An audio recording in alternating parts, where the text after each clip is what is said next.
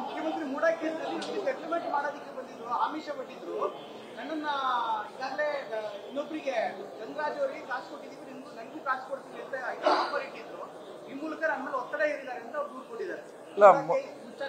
ಮೊದಲನೇದಾಗಿ ತಮಗೆಲ್ಲ ಗೊತ್ತಿದ್ದಂತೆ ಕೃಷ್ಣ ಅವರ ಬ್ಯಾಕ್ಗ್ರೌಂಡ್ ಹಿನ್ನೆಲೆಗಳು ಬಹಳಷ್ಟು ಇಡೀ ಕರ್ನಾಟಕ ರಾಜ್ಯವೇ ನೋಡ್ತಾ ಇದೆ. ಮೂಡ ಒಂದು ಆರೋಪ ತಂದ ನಂತರ ಇವತ್ತು ಅವರನ್ನ ಯಾರು ಹಿಂದೆ ಹ್ಯಾಂಡಲ್ ಮಾಡ್ತಾ ಇದ್ದಾರೆ, ಯಾವ ಪಕ್ಷದವರು ಅಂತ ಪ್ರತಿಯೊಬ್ಬರಿಗೂ ಗೊತ್ತಿರೋಂಥ ವಿಚಾರ.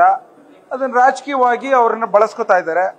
ಅವ್ರಿಗೆ ಏನೇನು ಬೇಕು ಬಿಜೆಪಿ ಪಕ್ಷದವರು ಹೇಳಿಕೆ ಕೊಡಿಸ್ಬೇಕು, ಅವ್ರ ಮೂಲಕ ಕೊಡಿಸುವಂತ ಒಂದು ಪ್ರಯತ್ನ ನಡೀತಾ ಇದೆ ಅಂತ ನಾನು ಭಾವಿಸ್ತೇನೆ. ನಾನು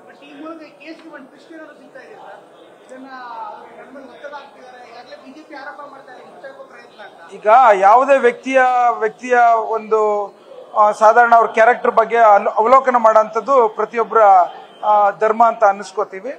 ಇವತ್ತು ಕೃಷ್ಣ ಅವರ ಹಿನ್ನೆಲೆ ಬಹಳಷ್ಟು ಜನಕ್ಕೆ ಗೊತ್ತಿರೋಂಥ ವಿಚಾರ.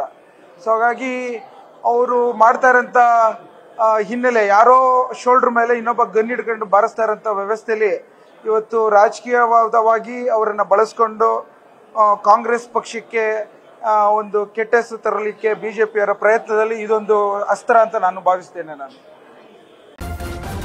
ನ್ಯೂಸ್ ಫಸ್ಟ್ ನಿರ್ಭೀತಿಯಿಂದ ನಿಮ್ಮ ಪರವಾಗಿ.